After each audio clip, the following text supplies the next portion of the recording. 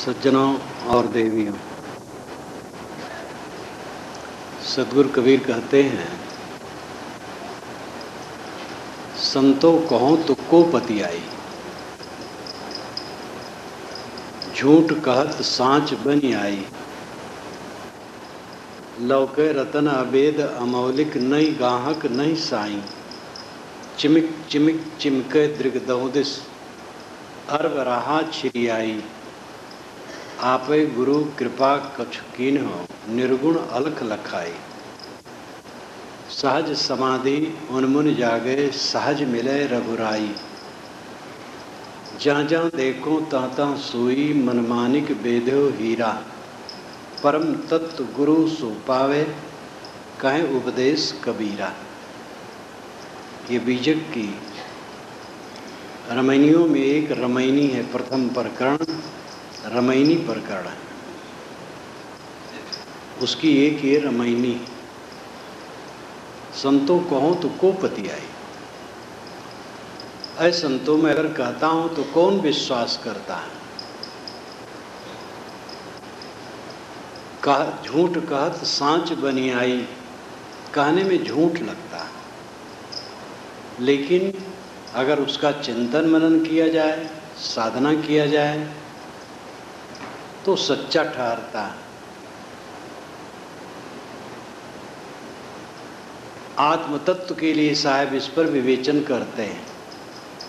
सबके अंदर में ज्योति है, अंतर ज्योति। वह अंतर ज्योति ही आत्मा है। बीजक की पहली रमैनी में पहला शब्द है अंतर ज्योति। अंतर ज्योति शब्द एक नारी हरि ब्रह्मा ताके त्रिपुरारी। अंतर ज्योति आत्मा। अथर्ववेद में आता है, अष्टा चक्रा नौ द्वारा देवानाम पूर्योध्या तस्याम हृदय कोश स्वर्गो ज्योति सावृता। 8 चक्र 9 द्वार वाली देवताओं की अयोध्यापुरी ये शरीर है। तस्याम हृदय कोशा, इसमें सोने का खजाना है। स्वर्गो ज्योति सागरता, अगर कोई उसको पा जाए, बोध पा जाए, स्थित हो जाए तो यही स्वर्ग है जो ज्योति से आवृत है। वेद में कर्मकांड अवश्य है, लेकिन ज्ञान की रेखा जहाँ जहाँ है वहाँ एकदम ज्वलंत है, ढोंग पोंग नहीं। ये अद्भुत बात है। कितने लोग कहते हैं कि वेदों में तो वैराग नहीं है, लेकिन जब वेद पर मैं लिख रहा था उस समय देखता था कि मनुष्य मानव वे बहुत कम कहते हैं, मृत्य बहुत कहते हैं। मनुष्य को मृत्य कहते हैं ऋषि, जानवर को मृत्य नहीं कहते। मृत्य का अर्थ है मरण धर्मा, मरण स्वभाव, जो मर जाने वाला हो वो मृत्य। तो जानवर को मृत्य नहीं कहते हैं, मनुष्य को मृत्य कहते हैं। क्यों? क्योंकि जानवर तो समझ नहीं सकता है, मनुष्य समझ सकता है, और मनुष्य के लिए ही वेद बने। मनुष्य को मानो चोट करते हैं तो मृत्य है, मरण धर्मा। इसलिए आंखें खोल। वेदों में ऋषियों का बारंबार मनुष्य को मृत्य कहना, ये वैराग का कम उपदेश है। यही तो अंतिम उपदेश है, मृत्यु की याद करना। इसी प्रकार आत्मा का उपदेश भी जहाँ जहाँ है, जैसे पत्थर में से सोना निकाला जाता है, कहते हैं सोने की रेखा होती है, तैसे वेदों की वाणियों में बीच बीच में सोने की रेखाएं आत्मज्ञान परक हैं। 8 चक्र का वर्णन ये बहुत पुराना है। साहब ने 6 चक्र कहा, 6 चक्र, 8 चक्र उसके ऊपर माना जाता, 2 चक्र। मैंने 8 चक्रों का वर्णन बीजक व्याख्या में खुलासा किया है शास्त्रों के अनुसार। मूलाधार, स्वादिष्ठान, मणिपुर, अनाहत, विशुद्ध, आज्ञा, सहस्रार, सुरत, कमल, ये नीचे से ऊपर तक 8 चक्र माने गए। और ये चक्र कहीं नहीं, काल्पनिक है। वर्णन तो मैंने किया शास्त्रों के अनुसार, इतने दल हैं, इतना इसमें वाणी का उच्चारण है, इतना ये है, इतना देवता है, जैसे जैसे लिखा था वैसे वैसे किया। फिर समीक्षा की, ये चक्र कहीं नहीं, काल्पनिक है। कई बातें जैसे कुंडलनी, कुंडलनी कहीं नहीं, काल्पनिक है। एक आनंद देव गिर जी, इलाहाबाद हाई कोर्ट के क्रिमिनल वकील, बहुत ज़बरदस्त वकील है, अपने यहाँ प्रवचन में आते थे, समय समय से अच्छे प्रवक्ता थे, सुप्रीम कोर्ट भी दिल्ली जाते थे।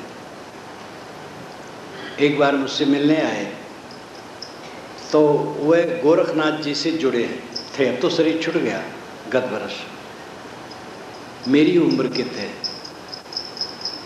तो उन्होंने योग के विषय में कहना शुरू किया, कुंडलनी को। मैंने कहा भैया कुंडलनी कहीं नहीं।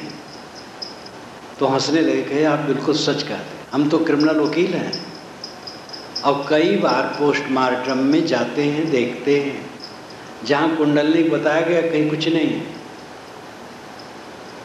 तो कुंडलनी वाले ये भी कहते हैं कि वो भावनात्मक है।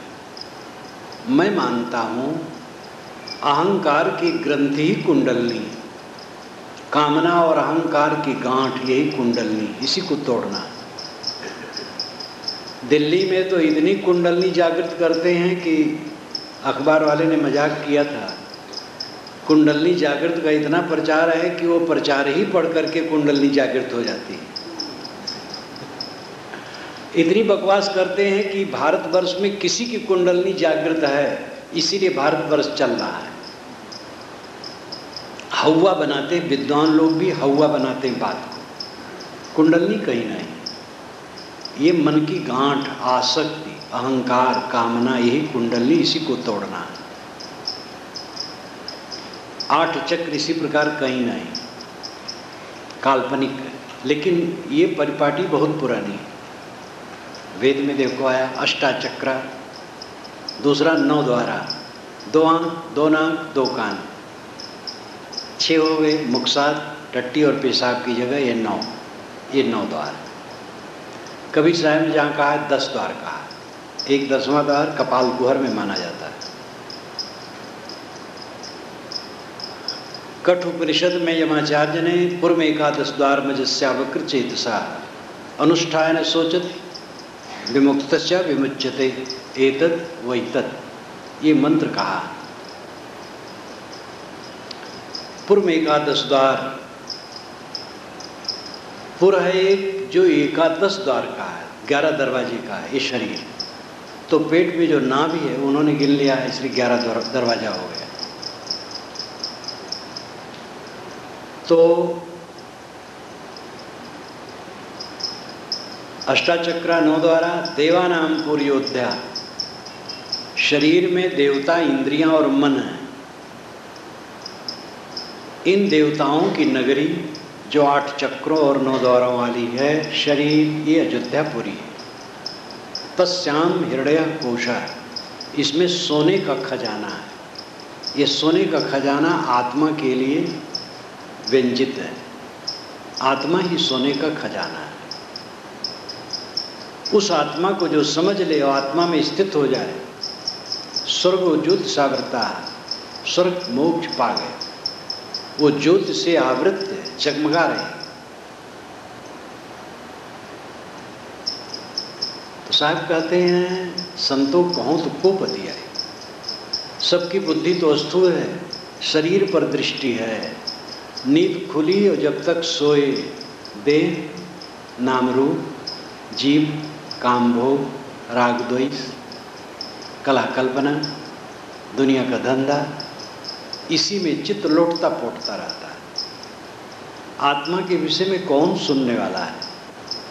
संतों कहो तो को पति आई। झूठ कहने में झूठ लगता है। देह से भिन्न आत्मा है, अजर अमर है, शुद्ध बुद्ध है, निर्मल है, वही आप हैं। इसको न समझ करके आप दुखी हैं, क्योंकि देह बुद्धि होने से भोग बुद्धि है, और भोग बुद्धि सदैव जलती है। आत्मबुद्धि हो, भोग से हटे चित्त, तो शांति आए। तो आत्मबुद्धि है नहीं, भोग बुद्धि, देह बुद्धि है। कौन विश्वास करता है? कहने में झूठ लगता है, लेकिन जब बोध हो जाता है मनन चिंतन द्वारा, गुरु उपदेश द्वारा, उसका आचरण हो जाता है, संकल्पों का त्याग करके आत्मस्थित का अभ्यास हो जाता है, तब सांच बनी आई, तब लगता है सांच है। एक भौतिकवादी दृष्टिकोण के सज्जन अनात्मवाद की बात किया करते थे। जब वे ध्यान में लगे,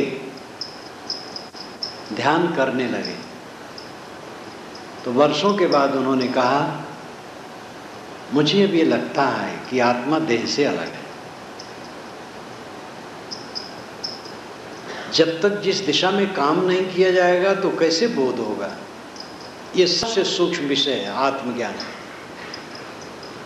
निकट की वस्तु दुर्विज्ञेय होती है।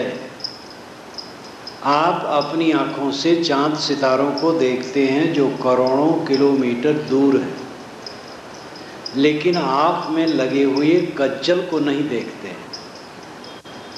आँख से करोड़ों किलोमीटर दूर की चीज़ देख लें और आँख ही में लगा हुआ कज्जल न देख पाएं, कैसा आश्चर्य है।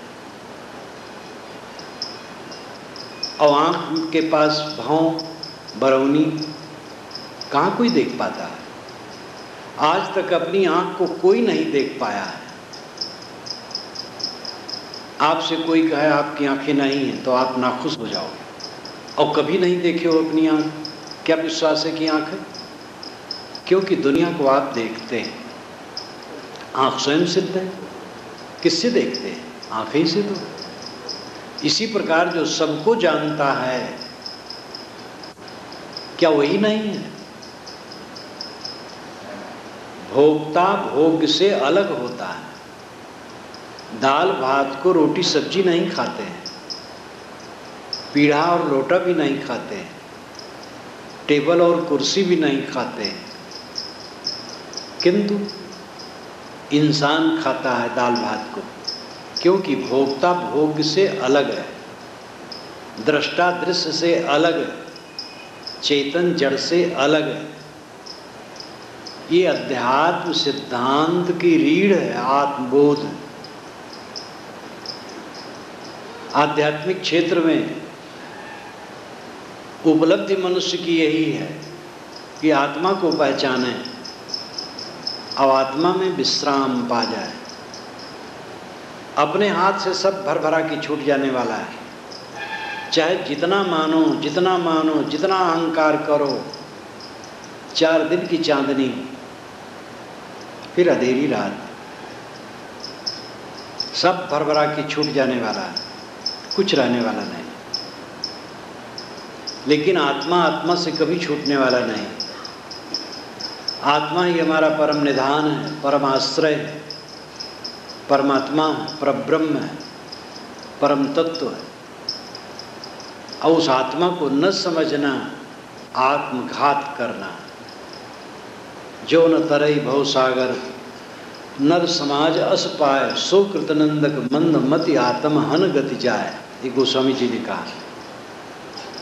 मानव शरीर पा करके जो आत्म कल्याण का काम नहीं करता वो आत्महत्यारा है, आत्मघाती, अपने आप का ही विनाशक है। मनुष्य के जीवन का परम फल है अपने को समझना और अपने को दुखों से छुड़ाना। उसी को शास्त्रीय भाषा में आत्मा कहते हैं। अपना आत्मा, अपना नाम आत्मा, आत्मा नाम अपना। ये आत्मी लोग हैं, नहीं अपने लोग हैं। दुनिया के समस्त धार्मिक सिद्धांतों ने आत्मा को माना है। इस्लाम में, ईसाइयत में, यहूदियत में, सब जगह। भारतीय परंपरा में इसमें गहरा चिंतन है। उपनिषदों का चिंतन अति पुराना है। जिस समय उपनिषदों का चिंतन हुआ है उस समय पूरा संसार घोर जंगली था। मैक्स मूलर ने लिखा है, उनकी एक पुस्तक है, 8 स्पीच उन्होंने दी है कैम्ब्रिज विश्वविद्यालय में। वे भारत कभी नहीं आए, लेकिन भारत के विषय में पढ़ करके जो उन्होंने जाना, और ऋग्वेद के साणाचार्य के भाष्य के सहित ऋग्वेद को उन्होंने संपादित करके 2 बार छपाया। लंबी भूमिका लिखी, टिप्पणियाँ लिखी। उन्होंने जो कुछ लिखा इंग्लिश में लिखा। संस्कृत के प्रकांड पंडित थे और वेदों के मर्मज्ञ थे। 8 स्पीच उन्होंने कैम्ब्रिज विश्वविद्यालय में दिया। उन विद्यार्थियों के बीच में जो भारत आते थे IAS अफसर बनकर, उसमें उन्होंने एक बार कहा है कि जो लोग वैदिक ऋषियों की बातों को लेकर के हंसते हैं, कुछ बातों को लेकर के, उनको सोचना चाहिए कि वो बातें कब कही गई हैं। उस समय हमारे यहाँ तो ऊबड़ खाबड़ ठीक किया जा रहा था, जब वैदिक ऋषियों ने इतनी सुंदर बातें कही। और उपनिषद का चिंतन तो और मक्खन है अध्यात्म के लिए। और उपनिषदों में अपरोक्ष आत्मा के विषय में काफ़ी विचार है। आत्मा की पहचान, आत्मा की समझ, ऐसे सद्गुरु की शरण की जरूरत है जो आत्मबोध परक विचार देता हो, जो आत्मपरायण हो। वेदांत की भाषा में उसको श्रोत्री ब्रह्मनिष्ठ कहते हैं। कबीर पंथ की भाषा में बोध रहनी निष्ठ। बात एक है। श्रोत्री का मतलब है अधिक सुना हुआ। पहले किताबें नहीं थी, पढ़ी नहीं जाती थी। किताबें नहीं थी, गुरु बताते थे, शिष्य सुनता था। तो श्रोत्री का मतलब है ज्ञानी, बहुत सुना हुआ। ब्रह्मनिष्ठ का मतलब है आत्मलीन, आत्मस्थित। श्रोत्री ब्रह्मनिष्ठ गुरु होना चाहिए, रहनी बोधनिष्ठ गुरु होना चाहिए, जो जिसे आत्मबोध हो, स्वरूप बोध हो और पवित्र रहनी में जीता, ऐसा गुरु चाहिए। ऐसे गुरु का उपदेश मिले और हम मनन पूर्वक समझें, और समझ करके ऐसा अध्ययन, चिंतन, मनन रोज करें जिससे मन का अध्यास कटे और आत्मा के विषय में साफ बोध हो और उस रहनी में टिकें। जब सारे संकल्पों को त्याग करके साधक शांत हो जाता है, तब आत्मा का सच्चा अनुभव होता है। कैवल्य अवस्था वही है। अद्वैत को हो, कैवल्य को हो, असंग को हो, स्वरूप स्थित को हो, आत्मस्थित को हो, ब्राह्मी अवस्था को हो, गुरु अवस्था को हो, ये भाषा है। हक बीनी को हो, दीदार को हो। रूमी साहब ने क्या कहा? चश्म बंदो, गोश बंदो, लब्य बंद, गर्न बीनी, सर्रेहक बर्मन बखन। चश्म बंदो, आंखें बंद कर लो। गोश बंदो, कानों को बंद कर लो। लब विबंद, ओठों को बंद कर लो। गर्नवीनी सर्रेहक बर्मन बखन। इतने पर भी सत्य के दर्शन न हो तो मेरा मजाक उड़ाना है। यहाँ बंद करने का, सिमटाने का, कुछ पाने का नहीं कहा। और यही बात सनत कुमार ने कहा और पुराने जमाने में, यत्र नानद पश्यत नानद शृणोत नानद विजानात स भूमा। यत्र, जहाँ पर, न अन्यत शृणोति, दूसरे को नहीं सुनता, न अन्यत विजानात, दूसरे को नहीं जानता, न अन्यत पश्यत, दूसरे को नहीं देखता, वो भूमा है। देखना, सुनना, जानना बंद करो। अपने को समेट लेना, मन को समेट लेना, अपने को समेटना, मन समेट आया। ये कठिन नहीं है, बहुत सरल काम है। कठिन इसलिए लगता है कि हम बहिर्मुख हैं, आसक्ति बाहर है। परमानंद की स्थिति इसी में मिलेगी। जिसको हम धन मानते कूड़ा कबाड़ है। इस संदर्भ में मुझे वो घटना याद आया करती है, उसको दोहराता रहता हूँ। अयोध्या के उत्तर एक कस्बे में था, एक सेठ मिलने आए। हमारे भक्त ने कहा साहब ये बड़े सेठ हैं। मैंने कहा हाँ तो ये बड़े कबाड़ी हैं। तो मुझे घूर के देखने लगे। मैंने कहा मैं सच कहता हूँ, आप बड़े सेठ हैं तो आपका मकान बड़ा होगा, तो ईंट पत्थर सीमेंट लोहा लक्कड़ का कबाड़ ज़्यादा होगा आपके पास। आपके घर में फर्नीचर का कबाड़, बर्तन का कबाड़, कपड़े का कबाड़, नोट का कबाड़, सब कबाड़ ज़्यादा होगा। तो हंसने लगे, समझ गए कि बात ठीक करते। सब कबाड़ है, सारा संसार कबाड़ है। हल्ला गुल्ला, कीचड़, पानी, राग द्वेष, जितने नर नारी सब हाड़ मांस के ढांचे, जितनी संपत्ति है सब कंकर पत्थर है, सब हल्ला गुल्ला कीचड़ पानी है। क्या यहाँ रखा है? आत्मा दिव्य मणि, अंतर ज्योति दिव्य मणि। उसको पहचानो, अपने को पहचानो। बंदे कर ले आप निवेरा, आप जीत लख्वाब ठोर कर मुए कहाँ घर तेरा। ये अवसर नहीं चेते प्राणी, अंत कोई नहीं तेरा। कहें कबीर सुनो संतो कठिन काल को घेरा। सावधान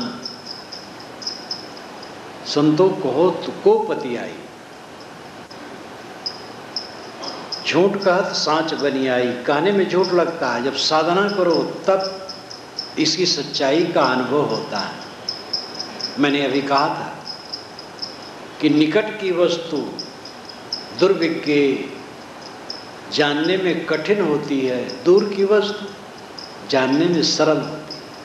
अब आत्मा तो निकट नहीं, खुद है, तो खुद को जानना बड़ा मुश्किल।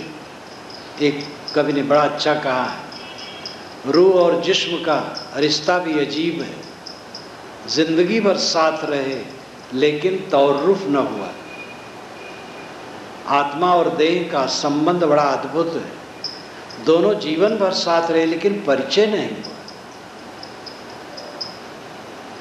कबीर साहब ने व्यंग में कहा है कि पुरुष घर ही में है, पत्नी राण हो गई। उनकी बात तो और बड़ी अद्भुत है। आत्मा रूपी पति साथ में है लेकिन मनोवृत्त सोचती भगवान नहीं मिला, वो राण बनी बैठी। अब आत्मा पति साथ में है और बाहर से भगवान पाने के चक्कर है। क्योंकि इधर 2000 वर्षों से ऐसा बहुत लिखा गया है। आज से पूर्व 2000 वर्षों में ऐसा बहुत कुछ लिखा गया 2000 वर्षों में, जिसमें बाहर से परमात्मा मिलने वाला आता है, शंख चक्र गदा पद्म लेकर के आता है, विमान पर बैठ करके आता है, भक्तों को गोद में बैठा करके विमान में बैठा लेता है और उड़ जाता है, वैकुंठ धाम में पहुंच जाता है। इसके लिए आज भी लोग अनुराग करते हैं और पाते नहीं हैं बेचारे, तो जीवन भर सोचते भगवान नहीं मिला।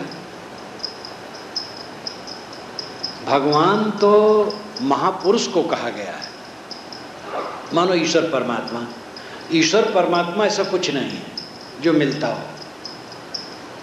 ईश्वर परमात्मा बिछुड़ा ही नहीं, आपकी आत्मा ही परमात्मा है।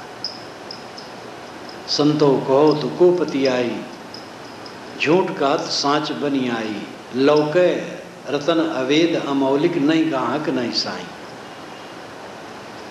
लौकना नाम चमकना, ये बिहार के क्षेत्र में ज़्यादा कहते हैं। लौकना, लौकाला, चमकाला, चमकता है। लौके रतन, रतन चमकता है, वो अवेद है, अखंड, अमौलिक है, उसकी कीमत नहीं अदा की जा सकती है। नहीं ग्राहक नहीं साईं, उसका न कोई ग्राहक है न कोई स्वामी है। हमारी आत्मा का दूसरा कौन ग्राहक हो सकता है और इसका दूसरा स्वामी का कौन हो सकता है? तथागत बुद्ध ने कहा, अत्ता ही यत्तनो नाथो, को ही नाथो परोसिया। आत्मा ही आत्मा का स्वामी है, उसका स्वामी दूसरा कौन हो सकता है। कितना फोर्सली वचन है, कितना बढ़िया वचन है। लोग कहते तथागत बुद्ध आत्मा नहीं मानते थे, लेकिन धम्म पदम आप पढ़िए, जिसका भास मैंने किया और कुछ ही महीने में उसका दूसरा संस्करण छपा है, यहाँ आया है, आप बाहर जाएंगे तो मिलेगा। कई जगह स्पष्ट उन्होंने कहा, अत्ता ही अत्तनो नाथो को ही नाथो परोसिया, अत्ता ही अत्तनो नाथो अत्ता ही अत्तनो गति। संस्कृत में आत्मा और पाली भाषा में अत्ता, संस्कृत में आत्मा कहते हैं और पाली भाषा में अत्ता कहते हैं। पटिभाषयत्तमत्तना, ये भी उनका वचन है। संस्कृत में इसको कहें तो हो जाएगा प्रतिवशेत आत्मानाम आत्मना, आत्मा द्वारा आत्मा में ठीक से बस जाना। प्रतिवशेत, पटिभाषयत्तमत्तना, अत्मत्तना आत्मा द्वारा आत्मा में, पटिभाषे अच्छी तरह से बस जाना। आत्मन्यमात्मना तुष्ट, गीता में कहा गया आत्मा ही में आत्मा द्वारा संतुष्ट हो जाए। तथागत बुद्ध ने भी आत्मा कहा, उन्होंने विवरण ज़्यादा नहीं दिया, उपनिषदों में विवरण है, बस यही फर्क है। जब कोई बहुत उलझाया कि आत्मा क्या है तो मौन हो गए, विवाद नहीं किए। इसलिए आगे उनके पंथ वालों ने मान लिया कि वह आत्मा मानते ही नहीं थे, अनात्मवाद चल पड़ा। लेकिन मूल वाणी धम्म पदम में कहीं नहीं, और पूरे त्रिपिटक में जो एक सागर की तरह है उनकी वाणी, कहीं एक जगह ऐसा सूत्र नहीं है जिसमें आप ये पाएं कि आत्मा नहीं होता। आत्मा पर ही उनकी पूरी साधना थी। आत्मोद्धार की बात वे करते हैं।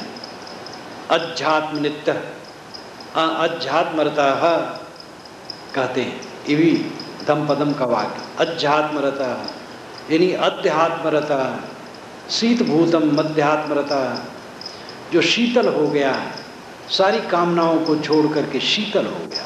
अध्यात्मरतः, अध्यात्मरत आत्मा में लीन है। तथागत बुद्ध ने भी आत्मा स्वीकारा है।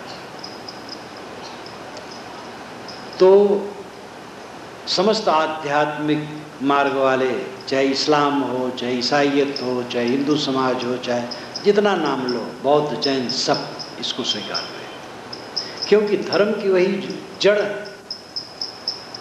ईश्वर के विषय में तो खंडन मंडन है। धर्म के मार्ग में कितने मत हैं जो ईश्वर नहीं मानते। आत्मा से अलग कोई ईश्वर नहीं। सांख्य ने नहीं माना, वैशेषिक उसके लिए बिल्कुल मौन, जरूरत ही नहीं समझा उसकी बात करें। तथागत बुद्ध, महावीर और जो माने हुए भी अंत में आत्मा ही परमात्मा है, इस पर जोर काफ़ी है। सूफी संत यही कहते हैं जो इस्लामिक है। इस्लाम में ईश्वर को बहुत जोरावर कहा गया है, लेकिन सूफी संत आत्मा ही परमात्मा ही कहते हैं, खलक ही खालिक है। तो आत्मा के विषय में समस्त धार्मिक मतों का हस्ताक्षर है, और किसी का हस्ताक्षर ना हो। आप अपने स्वयं सोचिए, आप कौन हैं? क्या आप जड़ हैं? एक भौतिकवादी मुझसे मिलने आए, मैं पहले जानता था भौतिकवादी, तो उनका हाथ पकड़ा मैंने कहा बताओ जड़ हो कि चेतन? और हड़बड़ा गए, कैसे कहें मैं जड़ हूँ, क्योंकि जड़ बोल नहीं सकता है। तो शर्मा के मुस्कुरा के कहते हैं चेतन हो। मैंने कहा मर जाओगे तो नहीं रह जाओगे, तुम मानते हो ना, रह जाना, लेकिन अभी तो चेतन हो ना। तो हंसने लगे। तो जड़ और चेतन ये दो सत्ताएं नित्य। जड़ से चेतन नहीं बन सकता है और चेतन से जड़ नहीं बन सकता है, क्योंकि दोनों मौलिक द्रव्य हैं। चेतनात्मा अभेद है, अखंड है, अमौलिक है, इसकी कीमत नहीं अदा की जा सकती। नहीं गाहक नहीं साईं, इसका कोई अलग गाहक नहीं, कोई साईं नहीं। आपकी आत्मा का दूसरा कौन ग्राहक है? पति पत्नी का विवाह, एक लड़की एक लड़का का विवाह होता है, दोनों को समर्पित होते हैं और ये व्यवहार चलाने के लिए ठीक है, लेकिन वे एक दूसरे के स्वामी सेवक जो कुछ कहो वो व्यवहारिक है। गुरु शिष्य का संबंध स्वामी सेवक का होता है, पति पत्नी का तो न भी हो, क्योंकि अब पत्नी ये नहीं कहना चाहेगी पति हमारा स्वामी है, नहीं चलेगा नहीं चलेगा, इनकलाब जिंदाबाद। तो भाई पति और पत्नी दोनों मित्र हैं, स्वामी की कोई जरूरत नहीं। गुरु शिष्य, मैं तो ये भी मानता हूँ कि गुरु शिष्य भी नहीं, दोनों मित्र हैं। गुरु शिष्य मानो सेवक स्वामी, लेकिन ये व्यवहारिक है। आत्मा न किसी का स्वामी है न सेवक है, न इसका कोई ग्राहक है न इसका कोई मालिक है, ये स्वयं अपने आप है, देदीप्यमान है, दुखहीन है, पीड़ाहीन है, संतापहीन है। ऐसे अपने दिव्य स्वरूप को न समझ करके सब जीव जल रहे हैं। ये दुनिया के कबाड़ खाने में चिपक चिपक करके सब जल रहे हैं, दुनिया के कबाड़ खाने को अपना रूप मान रहे हैं। स्त्री मान रही मैं स्त्री हूँ, वैसे चमकाना मटकाना तमाम नाटक करना। अरे वो समझे मैं शुद्ध बुद्ध चेतन हूँ, स्त्री फिस्त्री कुछ नहीं, ये शरीर है। ज्ञानवान बने, पुरुष भी इसी प्रकार समझे। ब्राह्मण शूद्र झूठ, हिंदू मुसलमान झूठ, ईसाई यहूदी झूठ, मनुष्य सच्चा और आत्मा सच्चा। व्यवहारिक दृष्टि से मनुष्य, आध्यात्मिक दृष्टि से आत्मा। संतो कहो तो कुपति आई, सांच कहत झूठ कहत सांच बनी आई। लौके रतन अवेद अमौलिक, नहीं ग्राहक नहीं साई, इसका कोई ग्राहक नहीं साई नहीं। अंशांशी भाव की कल्पना कर डाली गई। जीव अंश है, ईश्वर अंशी है। अंश अंशी है तो अविनाशी कैसे, और अविनाशी है तो अंश अंशी कैसे? अंश कभी अविनाशी नहीं होता है। एक 10 गज का कपड़ा एक बीता काट दिया जाए तो जो कटा हुआ एक बीता है वो अंश है, और 10 गज वाला अंशी है, तो दोनों अविनाशी नहीं। कट गए तो अविनाशी का, और एक बीता कटा और कट सकता है, जो 10 गज वाला वो भी कटेगा। जो टूट करके अलग होता अविनाशी कैसे है? ईश्वर का अंश है, ये काल्पनिक है। और संप्रदायों में एक संप्रदाय मानता विशिष्टाद्वैत, द्वैत भी नहीं मानता।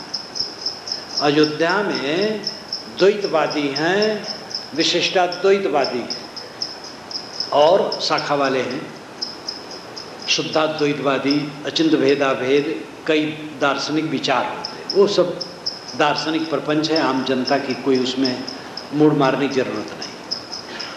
तो द्वैत और अद्वैत दोनों मत, द्वैत और विशिष्टाद्वैत दोनों मत वाले अयोध्या में हैं, और दोनों वैष्णव हैं। लेकिन जो द्वैत मत वाले हैं वो कभी नहीं मानते हैं कि जीव ईश्वर का अंश है। विशिष्टाद्वैत वाले मानते हैं कि जीव ईश्वर का अंश है। तो वैष्णव में ही सब ये नहीं मानते हैं कि जीव ईश्वर का अंश है। ये केवल विशिष्टाद्वैत का मत है, और इसी मत से गीता में भी कहा है, ममैवांसे जीवलोके जीवभूता सनातना। शास्त्रों में जो लिखा है वो प्रमाण मान लेना चाहिए, गलत बात है। शास्त्रों में जो लिखा उसको पढ़ना चाहिए, और पढ़ के विचारना चाहिए कि निर्णय कहाँ है और कहाँ गड़बड़ है। ये साहस करना चाहिए। और ये मान लो कि शास्त्र तो ईश्वरकृत है, आप्तकृत है, उसमें कुछ त्रुटि नहीं हो सकती, तो कभी सच्चा बोध नहीं होगा, समझ लो। स्वयं शंकराचार्य ने उपनिषदों का भाष्य करते हुए एक जगह लिखा, जिसको मैंने उपनिषद सौरभ जो मैंने लिखा है उसकी भूमिका में उनका संस्कृत भाष्य उद्धृत किया और हिंदी में अनुवाद दे दिया है। उन्होंने लिखा है कि श्रुतियों के 7 सहस्त्र वचन परस्पर विरुद्ध भाव वाले, उनकी संगति बैठाना आम जनता के लिए, आम लोगों के लिए बहुत मुश्किल है। इसके भाष्यकारों के आचार विचारों में अंतर है। ऐसी स्थिति में समझना और कठिन है। मैं अपनी शक्ति और बुद्धि के अनुसार समझने की चेष्टा करूँगा। ये उनकी बड़ी विनम्रता, बड़ी अच्छी लगती है बात। मैं अपनी शक्ति और बुद्धि के अनुसार, दावा नहीं किया। तो स्वामी शंकर स्वयं कहते हैं, श्रुतियों के शत सहस्र वचन परस्पर विरुद्ध। गोस्वामी जी ने कहा, जड़ चेतना ही ग्रंथि पर गई, यदि प्रसाद छूटत कठिनाई, श्रुति पुराण बहु कहो उपाई, छूट न अधिक अधिक उलझाई। छूटा नहीं, अधिक अधिक उलझता गया। एक गीता देख लो, गीता एक संगम है। इसीलिए शंकराचार्य ने गीता के भाष्य की भूमिका में लिखा, गीता अर्थ को अति दुर्विज्ञेयम, गीता अर्थ अति दुर्विज्ञेय। गीता बहुत सरल श्लोकों में, अर्थ दुर्विज्ञेय नहीं है, लेकिन जो परस्पर विरुद्ध बात है उसमें द्वैत मत है, अद्वैत मत है, विशिष्टाद्वैत मत है। और सांख्य दर्शन 13वां अध्याय सांख्य विचारों से भरा हुआ, प्रकृतिम पुरुषम चैव विद्यनादि उभाव। तो शास्त्रों में विभिन्न विचार है। इसलिए जो नाना मत के लोग कहते हैं हमारी किताब स्वतः प्रमाण है, ठीक नहीं कहते। छान विचार करना चाहिए। कबीर साहब का ये दोहा जगत प्रसिद्ध है, साधु ऐसा चाहिए जैसा सूप सुभाए, सार सार को गए रहे थोथा दे उड़ाए। सीधी सादी बात। मिश्र बंधुओं ने लिखा, मिश्र बंधुओं की पुस्तक नवरत्न है। 3 भाई थे, मिश्र थे और अच्छे पोस्टों पर थे। अंग्रेज गवर्नमेंट ने उनको अच्छा अच्छा पद दिया था। मैंने पढ़ा नहीं था, वो पुस्तक उपलब्ध कम है। लाइब्रेरी से हमारा एक ब्रह्मचारी इलाहाबाद की एक लाइब्रेरी से लाया और फोटो कॉपी करा करके उसकी जिल्द करवा ली। मोटी पुस्तक है। तब मैंने कबीर साहब वाला संदर्भ थोड़ा पढ़ा, थोड़ा गोस्वामी जी का पढ़ा। तो उन्होंने, मिश्र बंधुओं ने लिखा, 3 भाई थे, वे तीनों लिखते थे। कोई भी चीज़ हो तो तीनों लिखते थे, इसलिए अलग अलग नहीं रहता था। मिश्र बंधु, लेखक मिश्र बंधु, और बड़े उदार। उन्होंने लिखा गोस्वामी जी को, तुलसीदास जी को कहना पड़ा कि जो संशय करेगा उसका विनाश होगा। भगवान राम परमात्मा, और उन पर जो संशय करेगा विनाश होगा उसका। हमारे कबीर साहब को ये कहने की जरूरत नहीं है, क्योंकि वो तो कहते हैं जो मैं कह रहा हूँ देखो, सच माने सच लगे ग्रहण करो, नहीं छोड़ो। वे अपनी बात अलौकिक कहते ही नहीं है, वो तो ऑपरेशन करते हैं। सोचो समझो, बहुत बढ़िया लगा। बहुत पहले ज़माने में उन्होंने लिखा, डॉक्टर राम कुमार वर्मा के पहले लिखे हैं। अजय प्रसाद द्विवेदी के तो पहले लिखे ही हैं, राम कुमार वर्मा के भी पहले लिखे हैं। आचार्य रामचंद्र शुक्ल ने पीछे लिखा है उल्टा सीधा, जो गपछड़ा कहाँ का है कबीर साहब के विषय में। और नवरत्न को भी ठीक से नहीं वो आदर दे पाए। रामचंद्र शुक्ल ने तो सबसे गड़बड़ किया है। इसीलिए उनके विषय मैंने, मेरी पुस्तक है, मैंने लिखा है, कबीर पर शुक्ल की ओर मेरी दृष्टि। तो कोई शास्त्र स्वतः प्रमाण है, इस विचार ने मानवता का भयंकर नुकसान किया है। क्योंकि हमारे शास्त्र को जो नहीं मानेगा वो नास्तिक और काफिर हो जाएगा। मानवता का इसमें विखंडन हुआ है। और हर ऐसा चमत्कारी लोग कहते हैं कि हमारी किताब ईश्वरी और दूसरे की अनिश्वरी, और वस्तुतः सारी किताबें मनुष्य की रचनाएं हैं। इसलिए साहब का ये दोहा, ये साखी सबसे बढ़िया, साधु ऐसा चाहिए जैसा सूप सुभाए, सार सार को करे थोथा दे उड़ाए। लेकिन वेद के ऋषि बहुत पहले इस बात को कहे, सक्तुमेत्युत्थितो न पुनन्तो यत्र धीरा मनसा वाचम कृत, अत्रा सखाया सख्या न जानते भद्रेशाम लक्ष्मीर्निहितादिवाच। सक्तुम यू तितौना, तितौनाम चलनी, तितौना नाम चालना। सक्तुम का अर्थ है सतुआ। पिसान का पता वेदों में मुझे नहीं लगा, आटा पिसान का पता नहीं लगा, चाहे मैं समझ न पाया हूँ। सतुआ का पता तो खूब लगा, सतुआ चालते थे, खाते थे, सोमरस में मिला के खाते थे। सत्यमेव तो ना पुनंतो यत्र धीरा मनसा वाचम कृत, जहाँ विवेकवान मन से वाणी को छानते हैं जैसे चलनी से सत्तू छाना जाता है, वहाँ कल्याणकारी लक्ष्मी निवास करती है और मित्र मित्रता के भेद को जानते हैं। इसलिए कोई पुस्तक स्वतः प्रमाण के चक्कर में मत पढ़ो, ये है भी नहीं स्वतः प्रमाण। विचार करो, ये न कहो कि अमुक किताब में लिखा है, जोर न दो, ये बताओ क्या लिखा है, फिर उस पर विचार करेंगे। तो कौन शास्त्र क्या कहता है इसकी चिंता छोड़ दो। आप कौन हैं? आप हैं जो कल थे, जो परसों थे, 10 बरस के पहले थे। इस जीवन में कम से कम आप अनुभव कर रहे हैं बचपन से कि मैं हूँ। यह जो एक रस जानने वाला ज्ञाता आत्मा है वही आप हैं, और इस देह के पहले भी थे और देह के बाद भी रहेंगे। क्यों? क्योंकि अगर नहीं थे तो कहाँ से आ गए, और है तो कहाँ चले जाएंगे। ये तो विज्ञान भी मानता है, जो वस्तु न हो नहीं आती है, और जो है मिटती नहीं है। आत्मा मौलिक है, इसलिए वो योग नहीं कि मिट जाएगा। संतो कहो तो को पति आई, झूठ कहत साँच बनी आई, लौके रतन अवेद मौलिक नहीं गाहक नहीं साई, चिमिक चिमिक चिमके दृगदहुदिस अरब रहा चिरी आई। चिमिक चिमिक चिमके दृगदहुदिस, वो 10 दिशाओं में चमचमा रहा है। अर्ब रहा छिरी आई, अर्ब नाम प्रकाश, वेद में अर्ब बारंबार आता है प्रकाश के लिए। सूर्य की किरणों को अश्व कहा गया है, अश्व को अर्ब कहा गया है। अर्ब रहा छिरी आई, साहब वैसा ही प्रयोग कर रहे हैं। अर्ब यानी प्रकाश, उसकी किरणें छिरी आई, छिटक रही चारों तरफ। सबके अंदर में आत्मा बैठा है, और 10 दिश का मतलब है 10 इंद्रियों से उसका ज्ञान प्रकाश चारों तरफ फैल रहा है। शरीर रूपी भवन में आत्मा निवास करता है, और 10 इंद्रियों के झरोखे से आत्मा की किरणें ज्ञान प्रकाश चारों तरफ विकीर्ण हो रही हैं। ये इसका भाव है। चिमिक चिमिक चिमके दृगदहुदिस, अर्ब रहा छिरी आई। ज्ञान का प्रकाश, यही जीव निकल जाता है तो शरीर बेकार हो जाता है।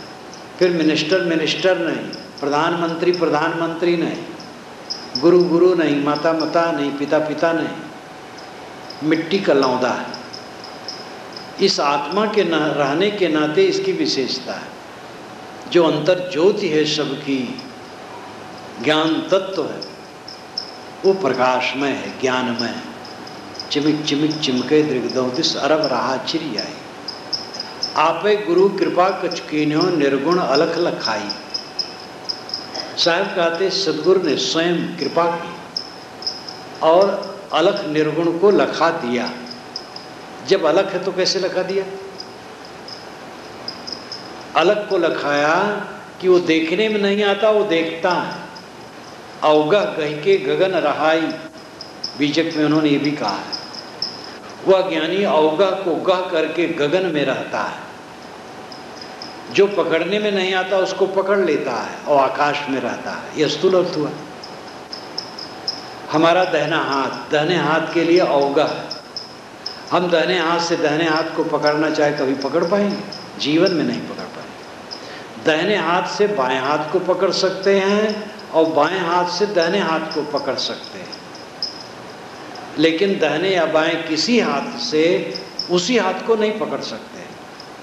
दाहिना हाथ हमारे लिए, दाहिना हाथ के लिए अवगह, लेकिन हाथ तो मेरा है, तो पकड़ में आ गए, मेरा ही तो हाथ है। आप आत्मा को जानना चाहते हैं? आप कौन हैं? आत्मा। तो सबको कौन जानता है? आप। तो आप नहीं हैं। अगर कोई कहे कि मैं आत्मा नहीं मानता, वह वैसे कहता है कि मेरा पिता बाल ब्रह्मचारी है। अगर पिता बाल ब्रह्मचारी तो खुद कैसे पैदा हुआ? कोई कहे मेरे मुख में जीव नहीं है, जीव ही से कहता है कि मेरे मुख में जीव नहीं। एक डीआईजी मिलने आए, उन्होंने कहा मैंने आत्मा का भी त्याग कर दिया।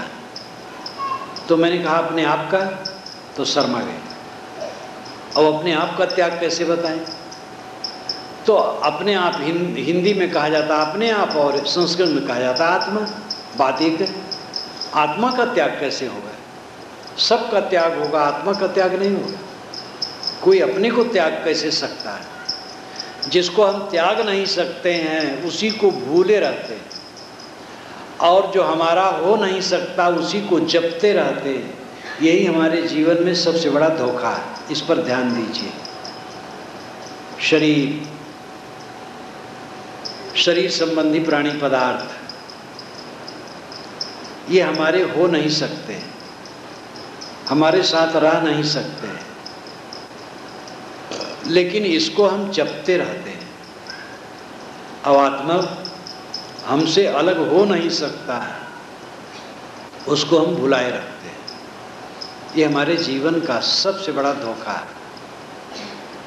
व्यवहार करनी है, जपनी नहीं है। आत्मा जपनी है, ये ध्यान दीजिए। व्यवहार करनी है, आत्मा जपनी है। इन्हीं आत्मा स्मरण करने योग्य है और व्यवहार केवल करने योग्य है, जपने योग्य नहीं। मकान बनाना है, खेत में काम करना, दुकान पर काम करना, कारखाने में काम करना, ऑफिस में काम करना, तो इसके लिए थोड़ा विचार का खाका बना लो बस और काम करो। वो बारंबार जपने की चीज नहीं, उसको जपो मत। जपने की चीज तो आत्मा है। आत्मा का अनुस्मरण करो। स्वस्वरूपानुसंधानम भक्तिरित विधीयते। आदि शंकराचार्य ने विवेक चूड़ामणि में कहा, भक्ति ही गरीसी है साधना में, मोक्ष साधना में, और स्वस्वरूप का अनुसंधान ही भक्ति है। पूज्य अनुरागो भक्ति, पूज्य के प्रति अनुराग ये अपरा भक्ति है, और स्वस्वरूप अनुसंधान ये परा भक्ति है। जो पवित्र आत्मा है, जो आत्मलीन पुरुष हैं, जीवन मुक्त पुरुष हैं, कृतार्थ आत्मा, उनकी सेवा ये प्रथम भक्ति है। अब अंतिम भक्ति है पराभक्ति। परा नाम जो आर पार, भेद न रह जाए, भ्रांति न रह जाए, पराभक्ति। वो स्वरूप स्थित, सुस्वरूपानुसंधानम, स्वस्वरूप का अनुसंधान। स्वरूप, स्वनाम खुद, रूप नाम पदार्थ, अपना पदार्थ। अपना पदार्थ आत्मा, वही मननी है, वही जपनी। ये सब बातें जब रोज इस पर मनन करो, सत्संग तो रोज मिलेगा नहीं ऐसा, जब मिले तो सत्संग का लाभ लो और ऐसे ग्रंथ पढ़ो 2 घंटा 3 घंटा जितना बन सके, जितना जिसको अवसर हो, और इस पर चिंतन करें, मनन करें, अभ्यास करें, ध्यान करें। फिर विवेक की धारा बह जाएगी अंदर में। हमारी मनोवृत्ति अंदर में चलती है। 2 प्रकार की मनोवृत्ति, एक कल्याण वहा, एक पाप वहा।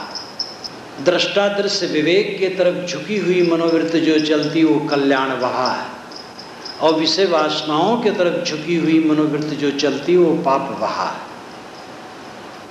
आत्मा का अनुसंधान करते हुए जो चित्तवृत्ति चलती है वो कल्याण वहा है, और जो विषय वासनाओं की कीचड़ में लौटती पोटती चलती है मनोवृत्ति वो पाप वहा।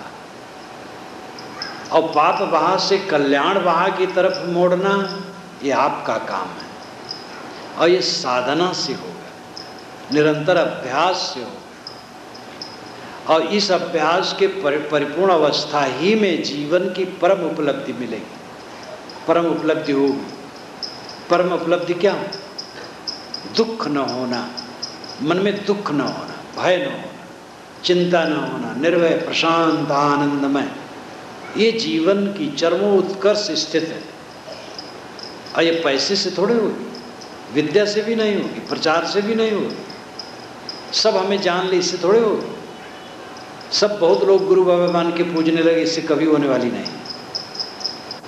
ये तो सब कुछ को अहंकार ममकार छोड़ करके अपने में सिमट आने पर होगी। इस बुद्धि को अपनाना चाहिए और धीरे धीरे काम करना चाहिए। गृहस्थ विरक्त स्त्री पुरुष सबको इस दिशा में चलना चाहिए। सबकी सारी भौतिक उपलब्धियां झूठी हैं, यद्यपि उस झूठे का व्यवहार है।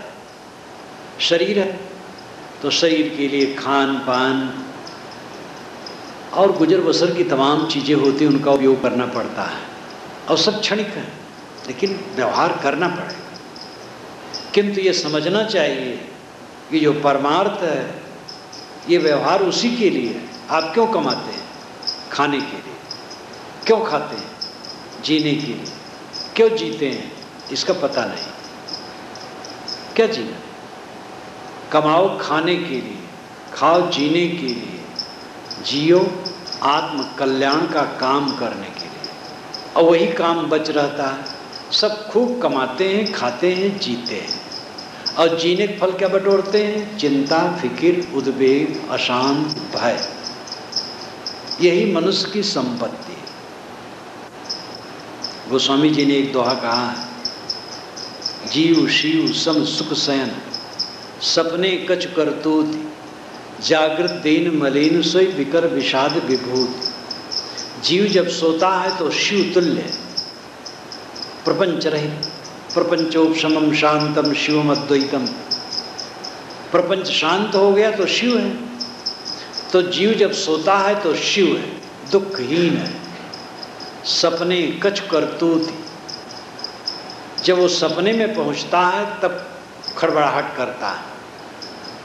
कहीं हाथी खदेड़ रहा है उसको, तो कहीं समुद्र के तट पर पहुंच गया है, तो कहीं मित्र मिला है।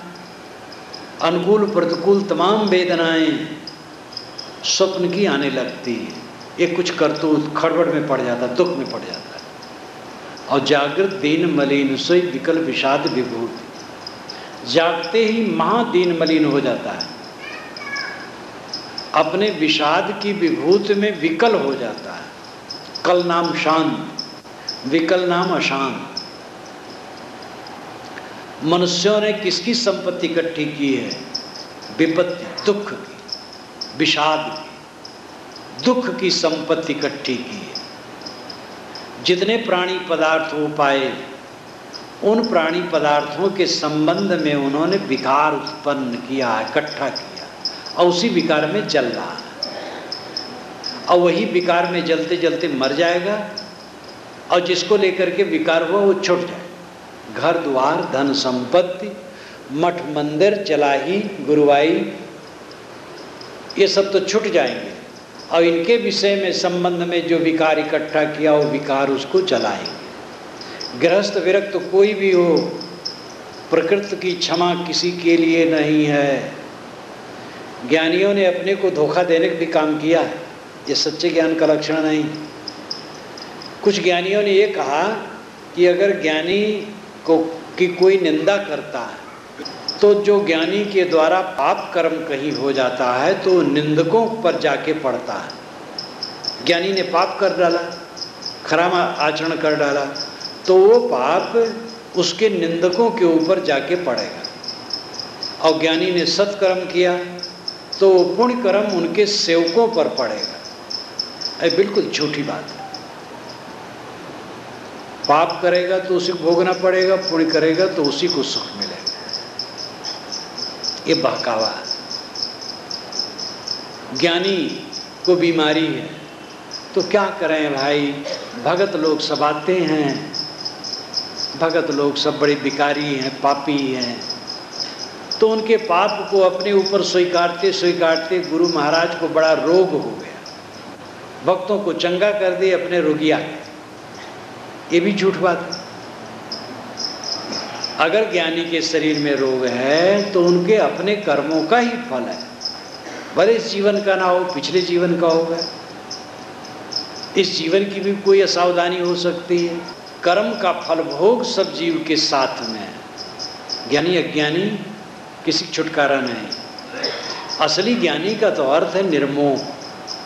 आध्यात्मिक क्षेत्र में ज्ञानी का अर्थ होता है निर्मोह। ये ज्ञान बघारने वाला नहीं, बहुत बोल लिया, बहुत लिख लिया, बहुत जान लिया, बहुत अर्थ कर लिया, तो ये बाहरी ज्ञान हुआ। मोह से बिल्कुल बचा है वो सच्चा ज्ञानी है। और ये मोह बड़ा प्यारा है, लेकिन मोह में सारा मवाद है। मोह का ऑपरेशन करो, मवाद बह जाए, शीतल हो जाओ, फिर सेवा करो। जिसके लिए आप मोह करते हैं उसको आप क्या देते हैं? गलत आदर्श देते हैं। दशरथ ने कैकेयी से मोह किया, राम से मोह किया, गलत आदर्श दिया। कोई अच्छा आदर्श दशरथ का नहीं है। कैकेयी मोह किया। जब कैकेयी नरेश के पास उसको मांगने गए तो कैकेयी नरेश ने कहा कि कैकेयी से उत्पन्न बच्चा अयोध्या की गद्दी पर बैठेगा, आप स्वीकारें तो मैं लड़की दूंगा। तो उन्होंने कहा मैं स्वीकारता हूँ। अब ये मोह, कैकेयी का मोह, क्योंकि कैकेयी सुंदरी थी, पंजाब की थी, गोरी लंबी। आज भी पंजाब में लोग गोरे लंबे होते हैं। अब उधर राम का मोह, अब राम बड़े कौशल्या से हो गए, तो राम का मोह, राम एक गद्दी पर बैठे। भरत चले गए जब ननिहाल तो उन्होंने राम को राजा बनाना चाहा। अब ये कितना गलत है। भरत भाई जैसा भाई, भरत जैसा पुत्र न हो और राम को गद्दी दी जाए। एक छोटा कार्यक्रम किया जाता है तो घर के सभी सदस्य बुला लिए जाते हैं। सत्ता परिवर्तन हो रहा है और भरत नहीं है, और चुपके किया जा रहा है। और दशरथ कह रहे हैं वाल्मीकि रामायण में, राम को बुला के कहते हैं कि राम, भरत सज्जन है, तुम्हारे अनुगामी छोटे भाई, लेकिन मन किसी का भी बदल सकता है। इसलिए अयोध्या से जब तक कोई दूर है तुम्हारी गद्दी हो जाना चाहिए, इसलिए कल ही हो जाए। राम कुछ नहीं बोलते। दशरथ कहते जाओ, मैं वशिष्ठ को भेजता हूँ, दीक्षा ले लो, जमीन पर शयन करो, सुबह गद्दी हो जाएगी। और सुबह जो हुआ आप जानते हैं। और राम के लिए मोह, राम भरत सबको इकट्ठा कर लेते, अपने आप राम की गद्दी हो जाती। भरत गद्दी के भूखे नहीं थे, कैकेयी भी ऐसी नहीं थी, परंतु दशरथ का मोह सारा विकार पैदा किया। राम चले गए वनवास। राम जैसे वीर पुरुष, वाल्मीकि रामायण में लिखा है, जब उनको 14 वर्ष का वनवास सुनाया गया तो उनके मन में शोक नहीं हुआ। ये उनका रामत्व है। पिता को चाहिए, ठीक है भाई, आश्वस्त रहते, 4-6 महीना में घूम आते राम जहाँ रहते तहाँ। आज हेलीकॉप्टर का तो युग नहीं है कि किसी दिन उड़ करके देखाते, रथ से जाते, 4-6 महीने में घूम आते। लेकिन राम का वियोग हुआ तो पड़े तो बस घुलते घुलते मरी गए। अब ये क्या है? मोह के सिवा और क्या है?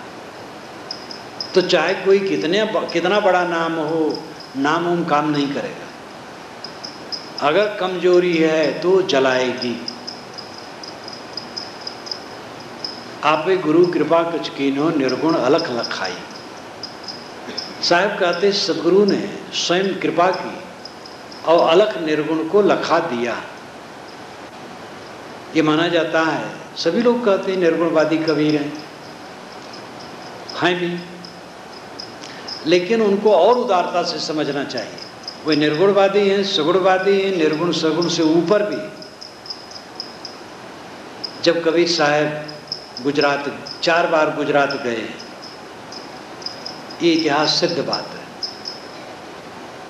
एक बार तो शैव शाक्तों वैष्णव के विवाद को सुलझाने के लिए गए थे और सुलझा।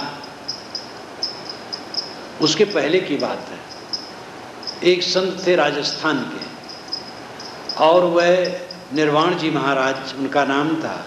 सूरत में उनका आश्रम आज भी, उनकी समाधि है, वैष्णव संत है। कबीर साहब बड़ौद जिला जो आजकल कहते हैं, नर्मदा के उत्तर तट पर कबीर बड़ है, जहाँ तत्ता जीवा 2 ब्राह्मण बंधु रहते थे जो कबीर साहब के शिष्य थे, और पश्चिम तट पर शुक्ल तीर्थ है। कबीर बड़ जहाँ है साहब गए थे। सूरत से निर्वाण जी महाराज उनसे मिलने गए और निमंत्रित किए कि महाराज आप हमारे आश्रम पर आइए। तो कबीर साहब भड़ोस से सूरत गए। सूरत गए, 1 रात रहे। खूब वैष्णवों का जमघट था। निर्वाण जी महाराज तो एकदम समर्पित होकर के उनकी सेवा और सत्कार किए। साहब का भाषण हुआ।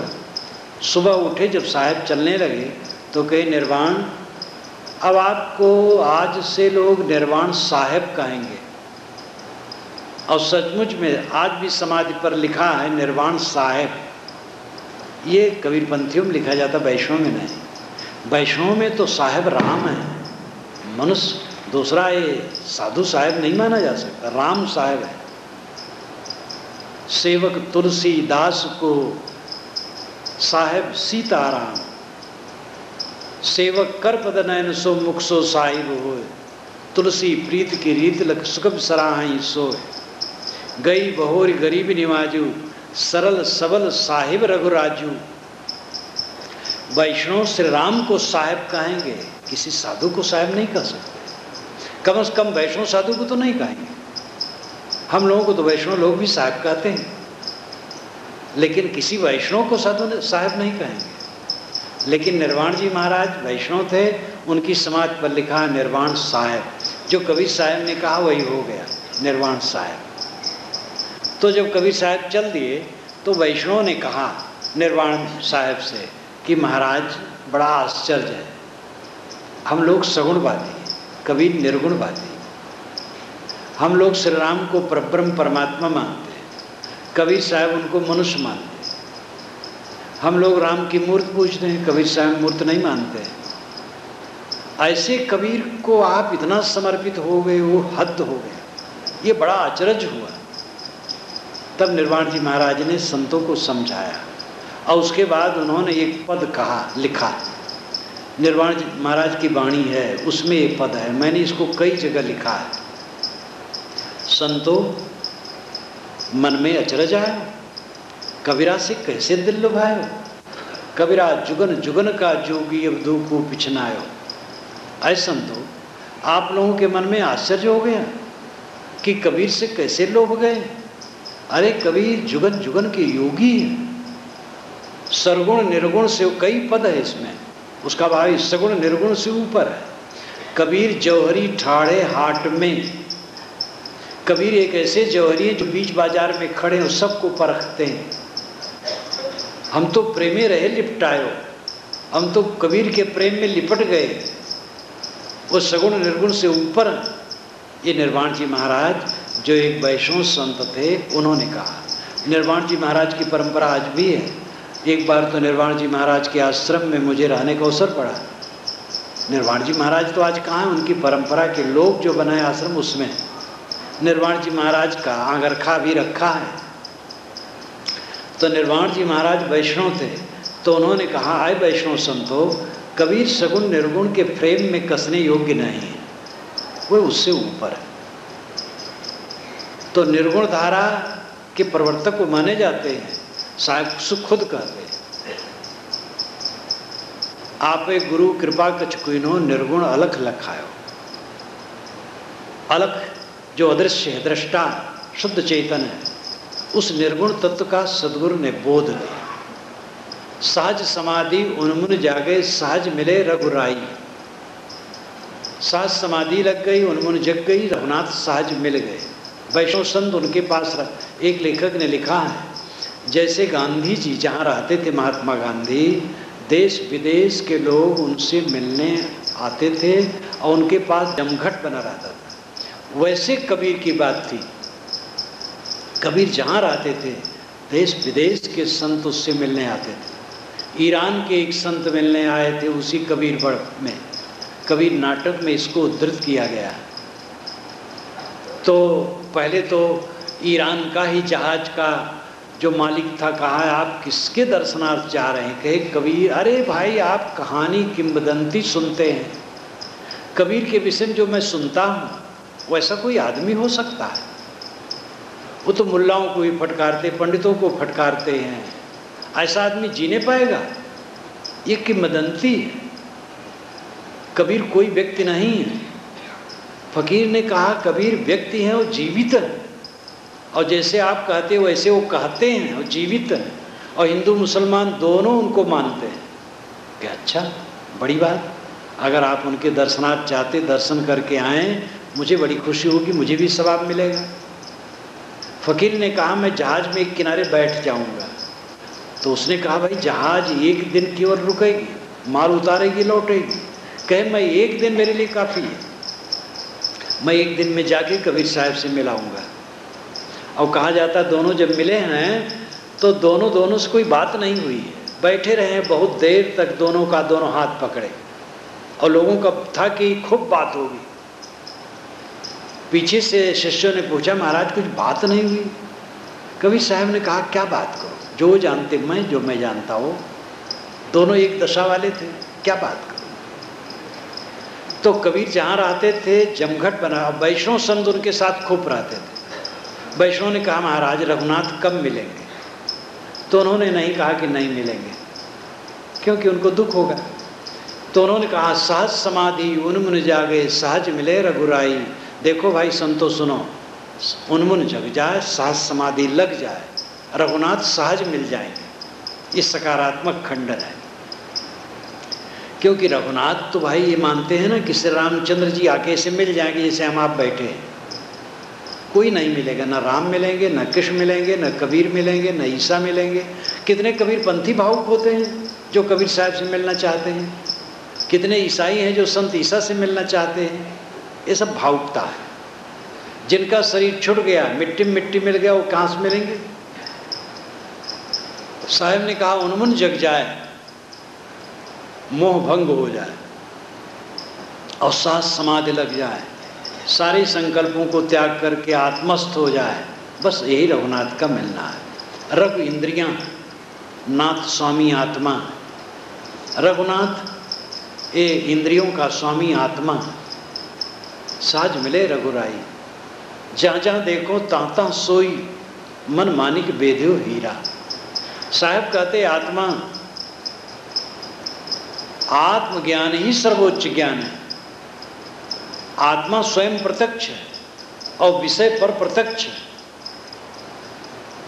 ये मकान इतना बड़ा भव्य भवन बना है, लेकिन कोई जानने वाला ना हो, इसको कौन विषय करेगा, कौन ग्रहण करेगा?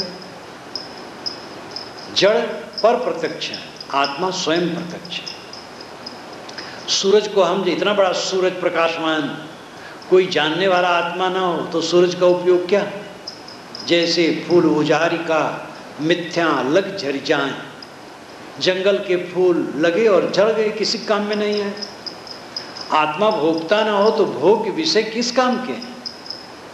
ये जगत किस काम का है?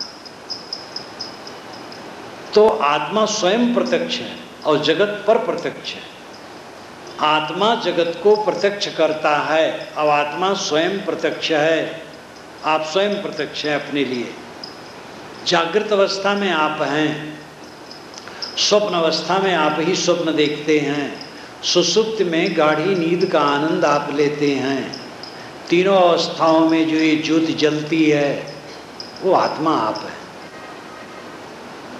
जहाँ जहाँ देखो ताता सोई, सभी घटों में तो वही है। जहाँ जहाँ देखो ताता सोई, मन मानिक बेधो हीरा। मन की मड़ियाँ उस आत्मज्ञान के हीरे में बिध गईं। जैसे सूत में मड़ियाँ पिरोई होती हैं, वैसे बोधवान के चिंतन में ये सारे विचार पिरोए होते, सारी वृत्तियाँ पिरोई होती हैं। वो आत्मा के ही का ही अनुचिंतन करता है, बारंबार आत्मा का अनुचिंतन करता है। परम तत्व गुरु सो पावे, कहे उपदेश कबीरा। कबीर साहब अपने लिए कह करके बहुवचन में सभी ज्ञानियों के लिए कहते, कहे उपदेश कबीरा। सभी कबीरों ने, सभी बुद्धों ने सभी ज्ञानियों ने ये आत्मा ही के लिए उपदेश किया। आत्मा को पहचानो, आत्मा वरी द्रष्टव्य, श्रोतव्यो, मंतव्यो, निदिध्यास्तव्य। अय मैत्री, याज्ञवल्क्य ने कहा, अय मैत्री, यह आत्मा ही देखने, सुनने, मनन करने के योग्य है। हम अपनी आत्मा को खो करके क्या पाएंगे? संत ईसा ने कहा है, जो सब कुछ को पाया और अपने को खो दिया, उसने क्या पाया? जो अपने को पाया वो पाया, क्योंकि निश्चित वस्तु को हम छोड़ दिए और अनिश्चित छुटी छुटाई है। शरीर से लेके सारा ऐश्वर्य अनिश्चित है और छुटना, और आत्मा निश्चित है और छुटना नहीं। इसलिए आत्मा को पहचानो, आत्मा में लौटो, रोज ध्यान करो, मन को समेटने की चेष्टा करो। न सिमटे तो साक्षी बनो, उदास रहो, बैठो, मन को देखो, मन में बहो ना। नदी के तट पर बैठा व्यक्ति नदी की तरंगमालाओं को देखता है, बहता नहीं, केवल देखता है। ऐसे मन को देखो, उसमें बहो ना, साक्षी, उदास रहो। उदासीन वदासीनो, उदासीनवत आसीनो, उदासीन के समान स्थित रहो, बहो ना उसमें। धीरे धीरे अभ्यास करते करते मन का निरसन होगा, मन के विकार क्षीण होंगे, मन सरल होगा, मन शांति में पहुंचेगा। लेकिन इसके लिए ध्यान रखो, खुराफाती आचरण न करो। खुराफाती आचरण करोगे तो मन शांत नहीं होगा। मन खराब रखोगे, वाणी से कटु असत्य कहोगे, आचरण को गड़बड़ करोगे तो मन शांत नहीं होगा। जीवन के पूरे आचरण को पवित्र रखोगे तब मन शांत होगा। और साथ साथ अभ्यास, पूरा सदाचार होने पर भी समाधि के लिए अभ्यास और करना होगा। पूरा सदाचार है, पूर्ण अहिंसा, पूर्ण निष्काम, पूर्ण ब्रह्मचर्य, पूर्ण संयम, तो भी मन को निर्विकल्प करने के लिए अभ्यास की जरूरत है। पूरा सात्विक मन भी सावधान न रहोगे तो कुछ सोचता रहे, खराब नहीं सोचेगा, अच्छा सोचेगा, निर्विकल्प दशा में नहीं जाएगा। उसके लिए समाधि अभ्यास की जरूरत है। और ये सब कुछ करना शुरू करो, कुछ करते करते होता है। मैं अपने अनुभव की बात बताता हूँ। कभी मैं भी उल्टा सीधा ध्यान करता था देवी देवता का, धीरे धीरे समझते समझते समझा और ध्यान में मन भटकता था, धीरे धीरे ठहरने लगा, धीरे धीरे वह स्थिति मिली जो चाहिए, एक लागे नहीं हुआ। अभी भी ढील हो जाऊं तो गड़बड़ हो जाएगा। जीवन में अगर कोई ढील हुआ, साधना ढील की तो गड़बड़ हो जाएगा। योगो ही प्रभव पयो, कठ उपनिषद में यमाचार्य ने नचिकेता से कहा कि योग प्रभव अपाय रूप है, उठने और गिरने वाले हैं। प्रभव होता है, अपाय होता है, उठता और गिरता है। अगर अध्ययन छोड़ दो, सत्संग छोड़ दो, सेवा भक्ति छोड़ दो, सद्गुण छोड़ दो, साधना छोड़ दो, मन खराब हो जाएगा। डोरी खींचते रहो, पतंग ऊपर चढ़ता जाएगा, डोरी ढील करो, पतंग गिर जाएगा। इसलिए कभी असावधान न हो। साहब ने कहा, मन को मृतक देख के मत माने विश्वास, साधु तहाँ तक भय करें जहाँ तक पिंजर सांस। सदगुरु कहते, नापे गुरु कृपा कछ कीन्हो, निर्गुण अलख लखाई। सहज समाधि उन्मुन जागे, सहज मिले रघुराई। जा जा देखो ताता सोई, मनमादिक वेद्यो हीरा। परम तत्व गुरु सो पावे, कहे उपदेश कबीरा। संतो कहो तो कोपति आई, झूठ कहत साँच बनी आई। लौके रतन अवेद अमौलिक, नहीं गाहक नहीं साई। चिमिक चिमिक चिमके दृगदो दिस, अरब रहा चिरी आई। आपे गुरु कृपा कछ कीन्हो, निर्गुण अलख लखाई। सहज समाधि उन्मुन जागे, सहज मिले रघुराई। जा जा देखो ताता सोई, मनमानिक वेद्यो हीरा। परम तत्व गुरु सो पावे, कहे उपदेश कबीरा। इन थोड़ी पंक्तियों में सारा वेद शास्त्र निचोड़ करके सदगुरु ने रख दिया। अब आचरण करना चाहिए हम लोगों को, तब उसका लाभ होगा।